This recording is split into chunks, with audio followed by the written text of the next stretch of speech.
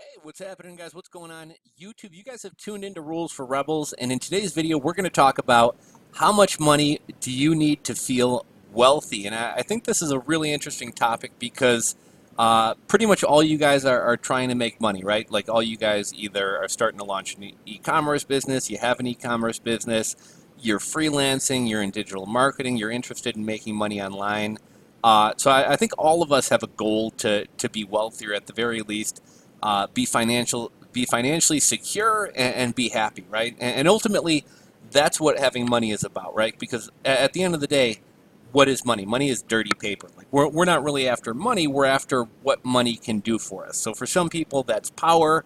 For some people, that's financial freedom. For other people, that's not having to work. I think we all have a different definition of wealth, or we all have a different reason for wanting money. And it's kind of what this article gets into. I figure we kind of give this a read. Something I said that I was going to start doing in these like article videos is kind of giving a brief synopsis up front and discussing it a bit. For those of you who don't want to sit around and listen to me read like a 20-minute article, or for those of you guys who prefer to read it yourself, I just kind of perused this article really quickly, and it kind of talks about how a certain amount of money may make one person feel wealthy and another person might feel poor. There's a phrase, comparison is the thief of joy, and I think that's really true. If you're constantly comparing yourself to others, you're never going to be happy, because regardless of what the comparison is about, there's always going to be somebody out there more successful than you. There's always going to be somebody out there with more money than you. There's always going to be somebody out there with a prettier wife or a better body, or whatever it is that you're comparing yourself to. There's always going to be somebody out there who's better than you or is better off than you.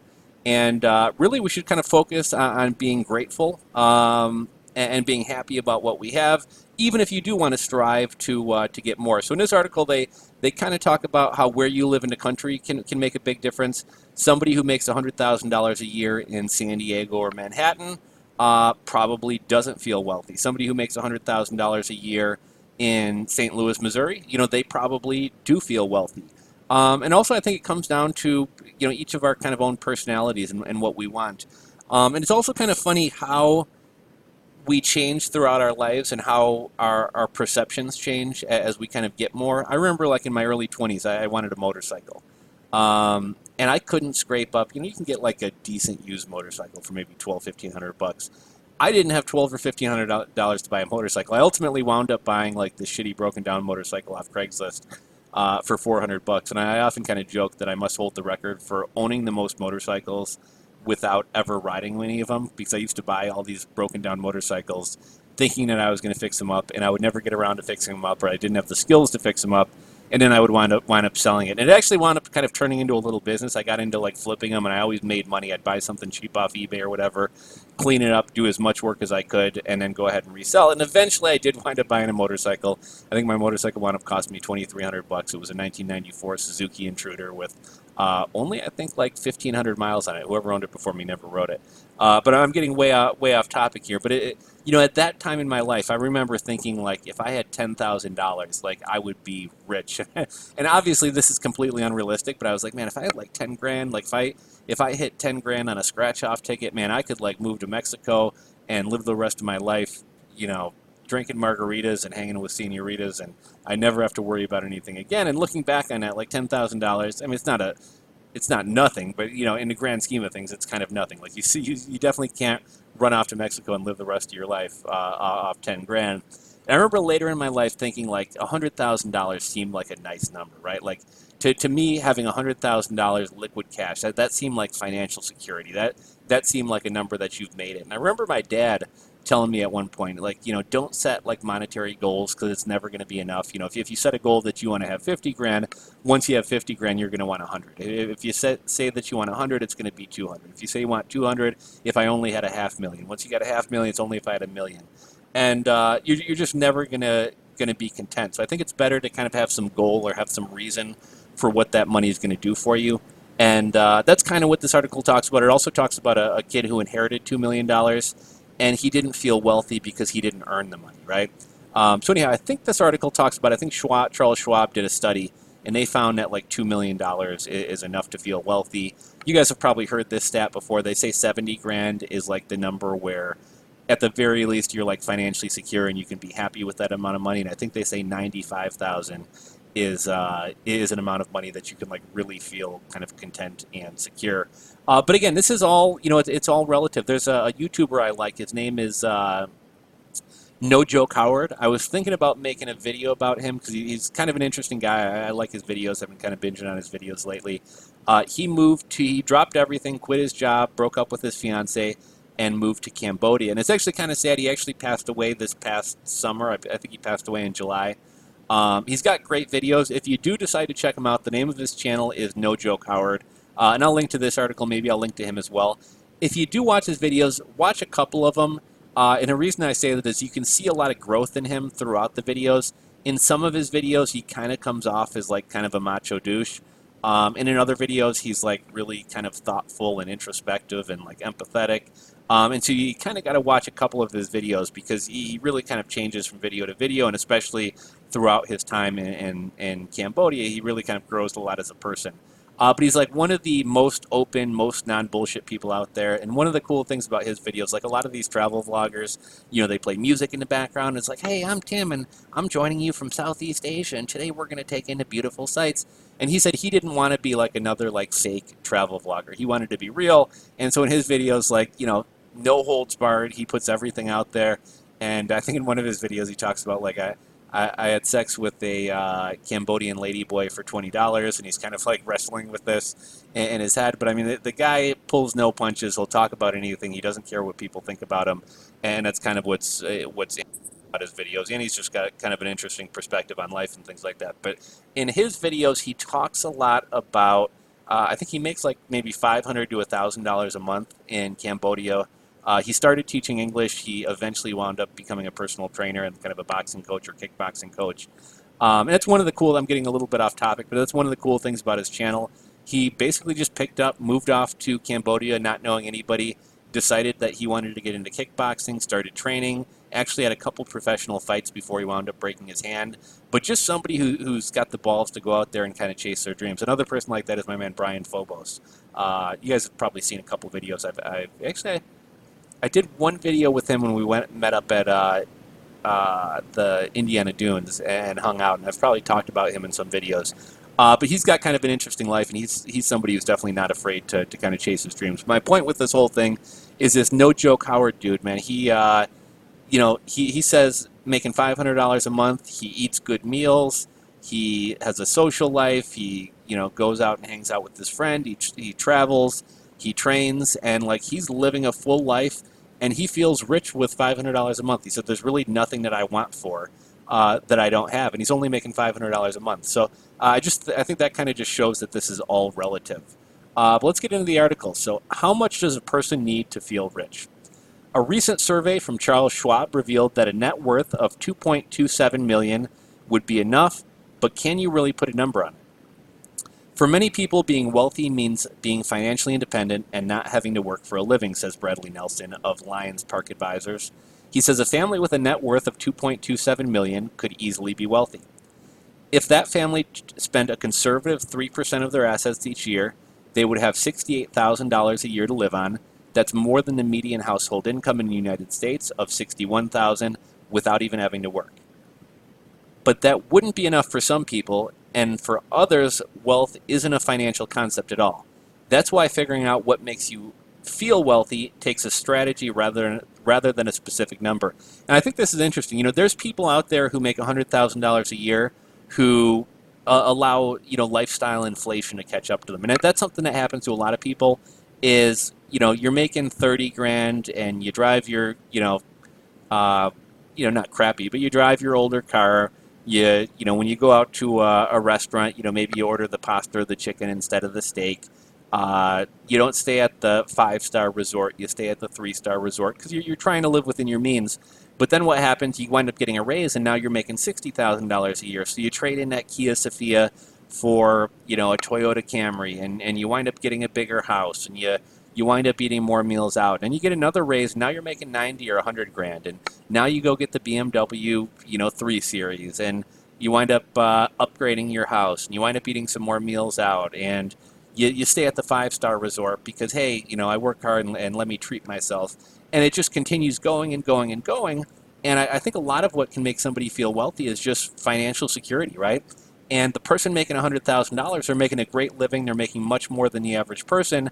But if they're spending all of it and they're still living check to check, they're never really going to feel wealthy. And I got a buddy who lives in a, I don't know, $750,000, $800,000 home, and he bought a home that he couldn't afford, and he's having to heat this home, and he's having to buy furniture to outfit this home, and he needs a cleaning lady because he and his wife can't keep up with the house. And he feels broke as hell, even though he's living in damn near a mansion and makes a good living and drives a $70,000 Mercedes truck, but he feels poor as fuck because he's essentially living check to check.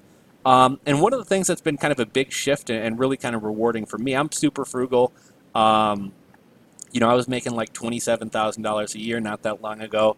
And even after I launched my e-commerce business and began doing that full time and was making in excess of six figures, I still lived, I might have treated myself to a few extra things and might not have pinched pennies quite as much. But I mean, for the most part, I still kind of lived like I made $27,000 a year, and money built up and built up and built up. And I was able to invest a lot. And, this past summer, I wound up having to put about $3,000 into my car.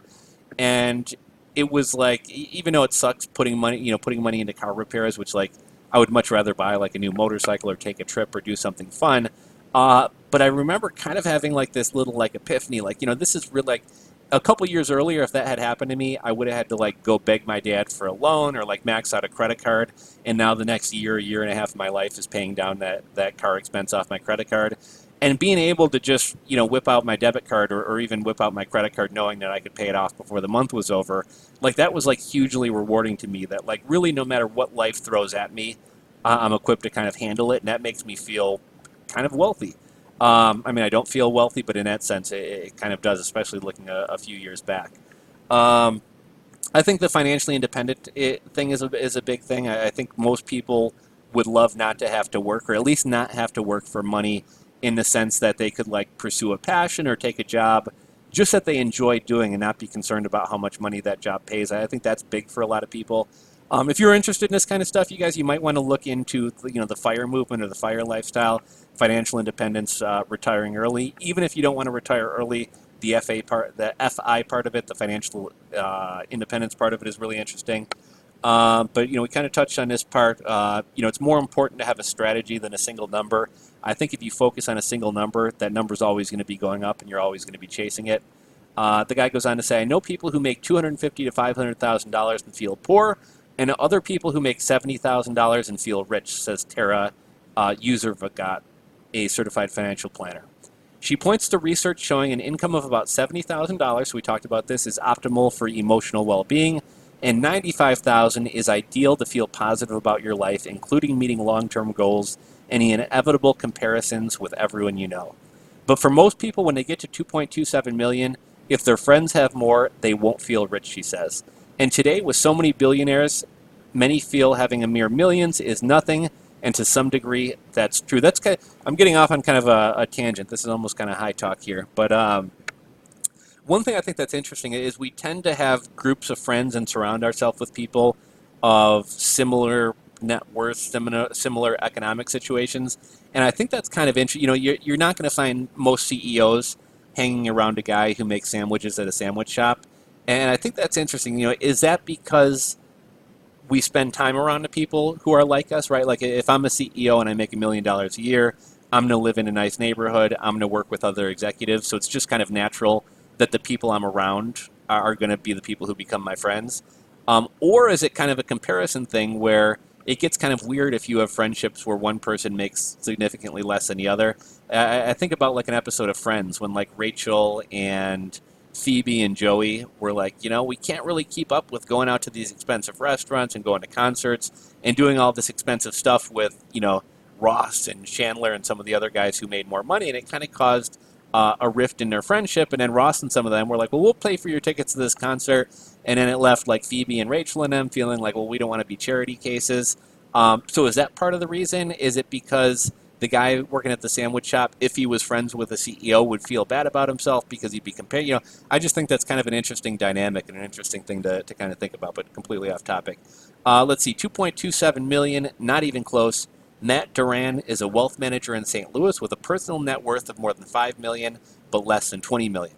He's not fixed on a number, though, and has no intentions of slowing down. I think this is interesting. I hadn't even read this article fully, but I talked about how $100,000 a year you could feel rich in St. Louis versus, say, San Diego or Manhattan. And this guy's got more than 5 million bucks, lives in St. Louis, and he still doesn't feel rich.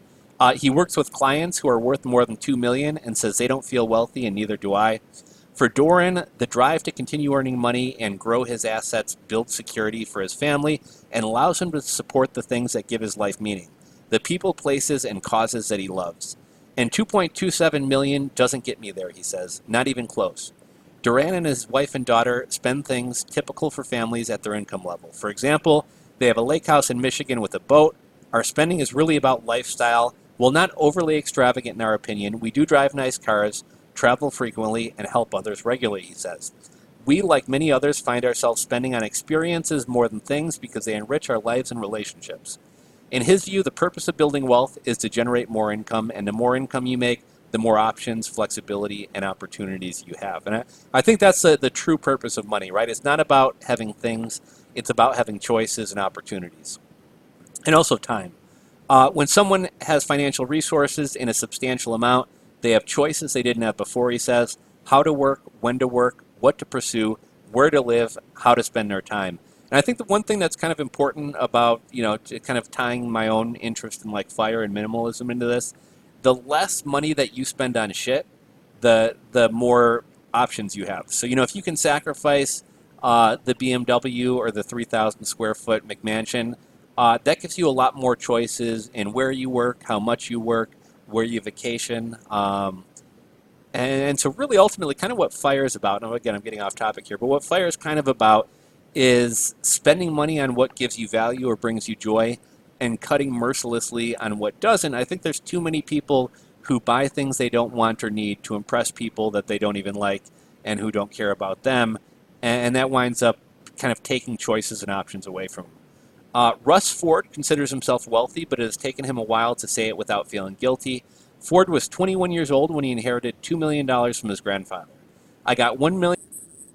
Man, this thing's always... Let's see, I got $1 million free and clear, and I could pick up and go to Vegas with, he said. There was another $1 million in trusts. That's in addition to money likely to come his way through his parents' estates. I do feel wealthy, he says, but in today's society, I feel guilty about it. I've worked through it to understand the opportunity to do good with it, but for a young person with 7 figures, that kind of money can evaporate a lot faster than people think, says Ford. Feeling wealthy can lead to a lot of temptation. You feel wealthy when you don't have to think about money. The minute that you don't think about it, you can get into a lot of trouble. And here's Russ Ford with his son Liam and his wife Kathleen, and looks for opportunities to what his wealth can bring. After college, he became a financial planner, got married, and had a son. Ford says that at first his inherited wealth caused a lot of pressure and stress. The pressure comes from having money and feeling like I can't let my grandpa down and I can't let my son down, he says. I was feeling a lot of pressure from the culture around me to keep up with the Joneses, and becoming a father magnified all that. The money has definitely made me more anxious. He's appreciative of what he has, but he's not interested in accumulating more money. I know that chasing more isn't going to make me happy, he says. Ultimately, the money that causes his anxiety helped him and his wife a lot when he experienced the loss of income due to his health. It helped his family have more of what they value the most, time together. Money certainly gives us more of that, Ford says. It gives us security that we'll have more of that in the future, and feeling secure in that makes me feel wealthy. So, I kind of have the same mindset. To me, wealth is security and peace of mind, and not things. But, everyone has a different idea. Anyhow, I thought this was an interesting story. I would love to hear your guys' kind of experiences or thoughts on this topic.